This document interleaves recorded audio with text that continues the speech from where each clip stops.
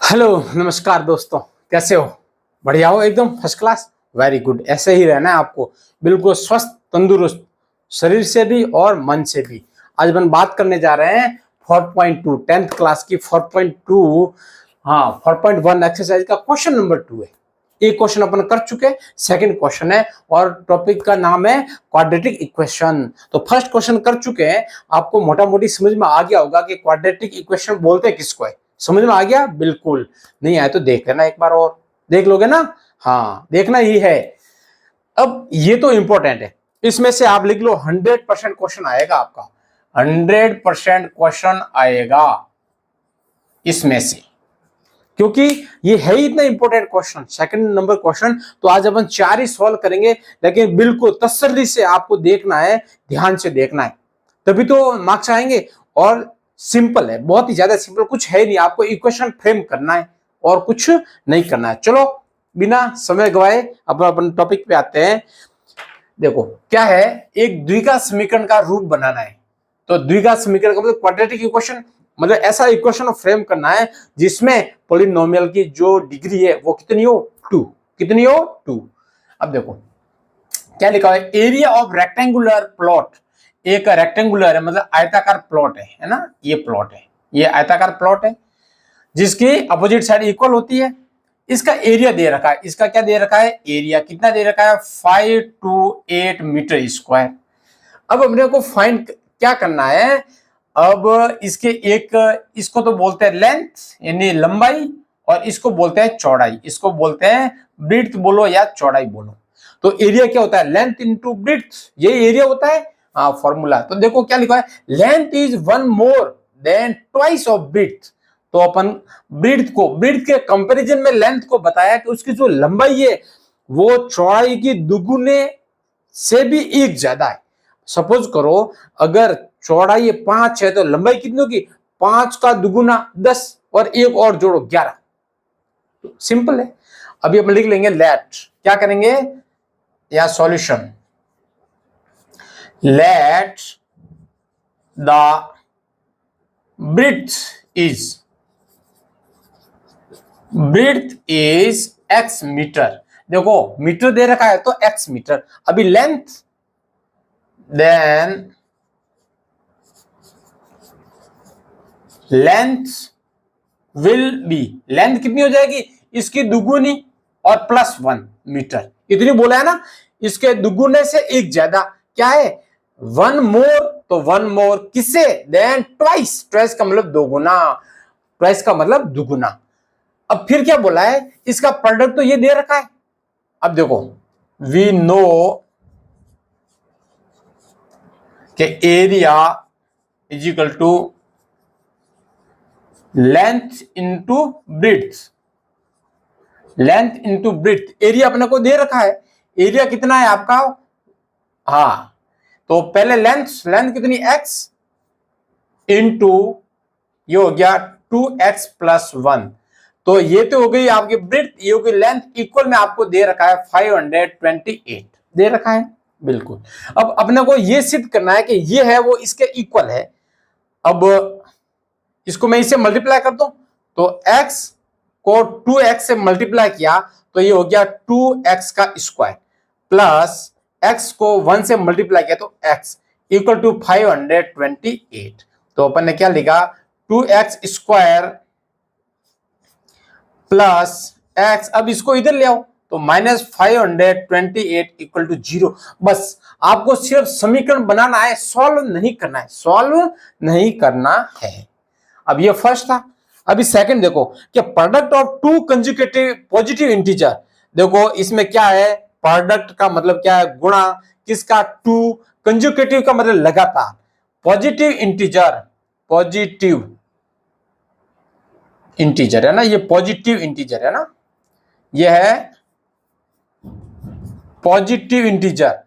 Integer 2 type का होता है, एक होता है नेगेटिव, दूसरा होता है पॉजिटिव। तो इसने क्या बोला है? 2 लगातार जो धनात्मक पूर्णांक है उनका प्रोडक्ट का मतलब गुणा, उसका जो उत्पाद है वो इतना दे रखा है। तो अपन कर देते हैं लेट, ये अपना सॉल्यूशन है, let one number is x, एक नंबर आपका x है, तो दूसरा अगला कौन सा होगा, x प्लस 1। देखो पहला इंटीजर सपोज करो 5 है, तो दूसरा कितना हो गया 6, तो 1 प्लस 1 करना है। तो यहां लिख लेंगे then other will be x plus 1। अब इनका प्रोडक्ट है, तो एज पर क्वेश्चन में क्या दे रखा है, प्रोडक्ट दे रखा है। तो अपन लिख लेंगे x इंटू एक्स प्लस 1, ये दे रखा है अपने को 306। तो x का x से मल्टीप्लाई किया, ये हो गया x स्क्वायर, फिर x को 1 से मल्टीप्लाई किया तो हो गया x इक्वल टू 306। अब इसको ट्रांसपोज कर दो, तो ये हो गया x square plus x minus 306 equal to 0। यही क्या है, अपना आंसर है। यही अपना क्या है, आंसर। कितना इजी है, बहुत ही इजी है, लेकिन ये क्वेश्चन ऐसा आएगा। अब देखो ये तो और भी इंपॉर्टेंट है, क्या है, Rohan's mother is 26 year older than him. अब रोहन की जो माँ है वो रोहन से 26 साल बड़ी है। सपोज करो आज रोहन 1 साल का है, तो उसकी मम्मी है वो कितने साल की, 27 साल की। फिर क्या बोला, product of age 3 year from now. बोला उन दोनों का प्रोडक्ट करना है, दोनों को गुणा करना है। कब, आज से 3 साल बाद। तो अगर आज रोहन 1 साल का है, तो 3 साल बाद में वो हो जाएगा कितने साल का हो जाएगा, हाँ 4 साल का। 1 और 3 4, और रोहन की माँ भी तो 4 साल की, 3 साल बढ़ जाएगी। अगर पहले वो 27 की थी तो अभी 30 की होगी, और दोनों का गुणा करेंगे वो 360 आएगा। ठीक है, अब देखो क्या करना है, लेट। सबसे पहले अपने को क्या करना है, लेट, या सॉल्यूशन कर दो। Let the age of Rohan is, suppose करो x से, कितनी है, x ईयर है। देन x ईयर है, प्रेजेंट एज, तो इसको मैं द प्रेजेंट एज है ना, लेट द प्रेजेंट एज है x, तो 3, और then the present age of mother is x plus 26, 26 साल ओल्डर है। अभी सेकंड कंडीशन क्या दे रखी है, आफ्टर 3 इयर्स रोहन कितना हो जाएगा, रोहन हो जाएगा x प्लस 3, और रोहन की जो मदर है वो कितनी हो जाएगी, तो x प्लस 26 प्लस 3, ये इतने की हो जाएगी। ये तो प्रेजेंट एज है, 3 साल बाद इतनी हो गई, इसका मतलब हो जाएगी x प्लस 29। अभी जो प्रोडक्ट दे रखा है वो 3 साल बाद का दे रखा है, मतलब इन दोनों का प्रोडक्ट दे रखा है, प्रोडक्ट इन दोनों का दे रखा है। तो कर दो एज पर क्वेश्चन।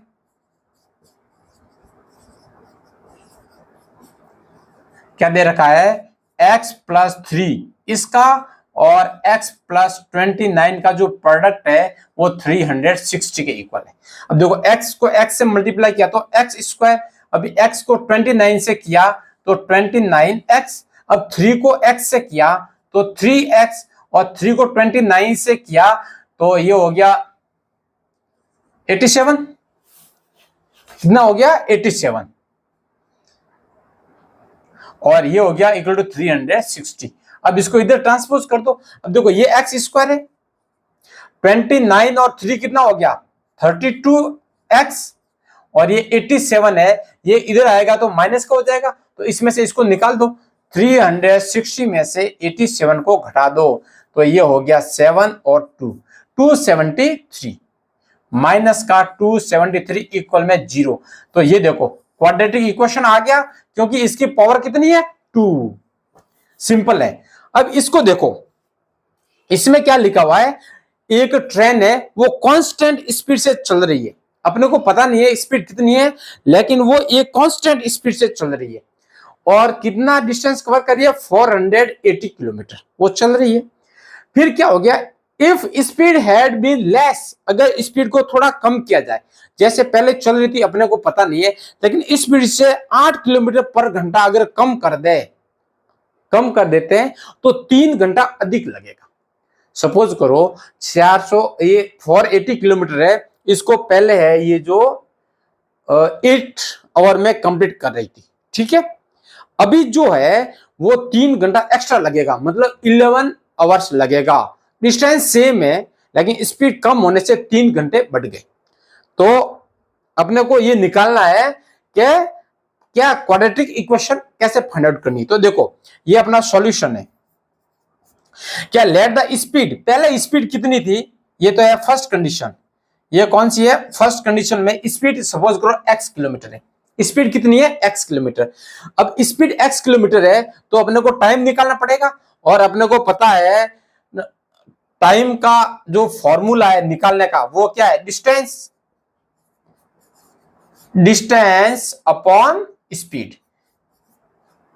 ये एक फॉर्मूला है, ये क्या है, फॉर्मूला है। अगर अपने को समय निकालना है तो दूरी में स्पीड का भाग दे दो, दूरी में किसका भाग दे दो, स्पीड में, तो समय आ जाएगा। तो क्या आ जाएगा कि समय।